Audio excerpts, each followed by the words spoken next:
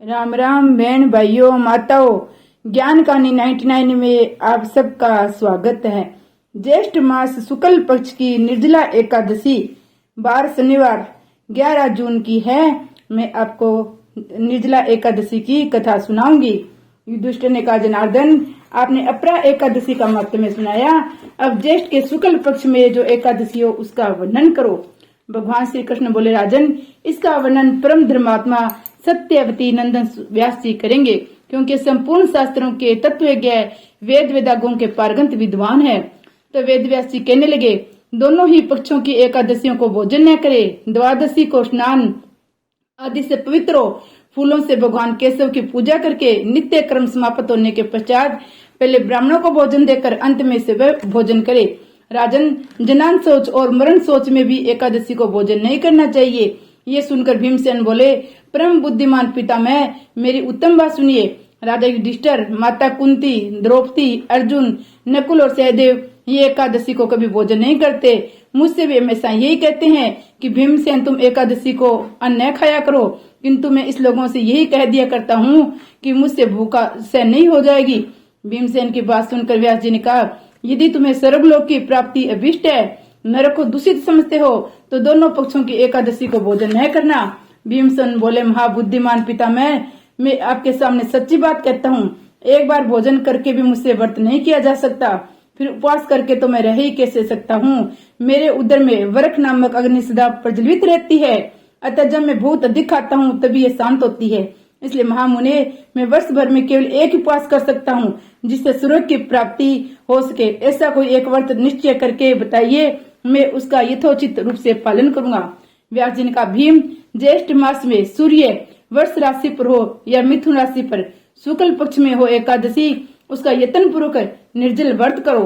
केवल कुल्ला या आचमन करने के लिए मुख में जल डाल सकते हो, उसको छोड़कर किसी प्रकार का जल विद्वान पुरुष मुख में न डाले, अन्यथा व्रत भंग हो जाता है।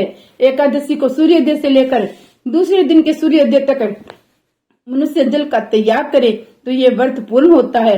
तदनंतर द्वादशी को निर्मल प्रभात काल में स्नान करके ब्राह्मणों को विधि पूर्वक जल और श्रवण का दान करे। इस प्रकार सब कार्य पूरा करके जितेंद्रिय पुरुष ब्राह्मणों के साथ भोजन करे। वर्ष भर में जितनी एकादशियां होती है उन सब का फल निर्जला एकादशी के सेवन से मनुष्य प्राप्त कर लेता है, इसमें तनिक भी संदेह नहीं है। शंख चक्र गदा धारण करने वाले भगवान केशव ने मुझसे यही कहा था, यदि मानव सबको छोड़कर एकमात्र मेरी शरण में आ जाए और एकादशी को निरा रहे तो वह सब पापों से छूट जाता है। एकादशी व्रत करने वाले पुरुष के पास विशाल काय, विकराल आकृति और काले रंग वाले दंड पासधारी भयंकर यमदूत नहीं आते। अंतकाल में पीताम्बरधारी सौम्य संभाव वाले, हाथ में सुदर्शन धारण करने वाले, मन के सम्मान वेग वाले विष्णु दूत आकर इस वैष्णव पुरुष को भगवान विष्णु के धाम में ले जाते हैं। अतः निर्जला एकादशी को पूर्ण यत्न करके उपवास करना चाहिए।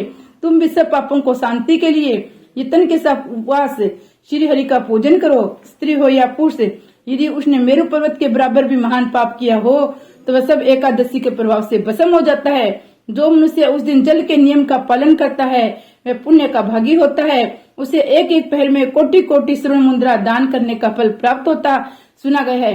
मनुष्य निर्जला एकादशी के दिन स्नान, दान, जप, होम आदि जो कुछ भी करता है वह सब अक्षय होता है। ये भगवान श्री कृष्ण का कथन है। निर्जला एकादशी को विधि पूर्वक उत्तम रीति से उपवास करके मानव वैष्णव पद को प्राप्त कर लेता है। जो मनुष्य एकादशी के दिन अन्न खाता है वह पाप भोजन करता है, इस लोक में वह चंडाल के समान होता है, मरने पर दुर्गति को प्राप्त होता है। जो ज्येष्ठ के शुक्ल पक्ष एकादशी को उपवास करके दान देंगे वे परम पद को प्राप्त होंगे। जिन्होंने एकादशी को उपवास किया है वे ब्रह्म हत्यारे, शराबी, चोर तथा गुरुद्रोही होने पर भी सब पातकों से मुक्त हो जाते हैं। कुंती नंदन, निर्जला एकादशी के दिन श्रद्धालु स्त्री पुरुषों के लिए जो विशेष दान और कर्तव्य है उसे सुनो। उस दिन जल में शयन करने वाले भगवान विष्णु का पूजन, जल में धेनु का दान करना चाहिए, अतः प्रत्येक धेनु या घृत में धेनु का दान उचित है।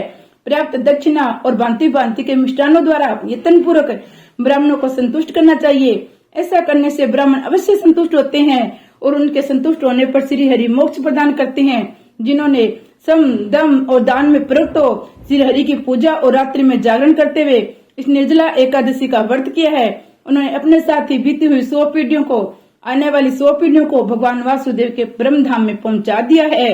निर्जला एकादशी के दिन अन्न, वस्त्र, गो, जल, सैया, सुंदर आसन, कमंडल तथा छाता दान करना चाहिए। जो श्रेष्ठ सुपुत्र ब्राह्मण को जूता दान करता है वह सोने के विमान पर बैठकर स्वर्गलोक में प्रतिष्ठित होता है।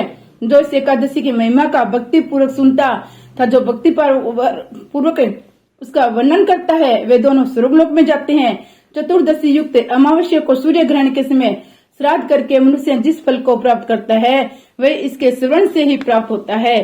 पहले दंता धावन करके ये नियम लेना चाहिए, मैं भगवान केशव की प्रसन्नता के लिए एकादशी को निराहार रहकर आचमन के सिवा दूसरे जल का भी त्याग करूंगा। द्वादशी के देव देवेश्वर भगवान विष्णु का पूजन करना चाहिए।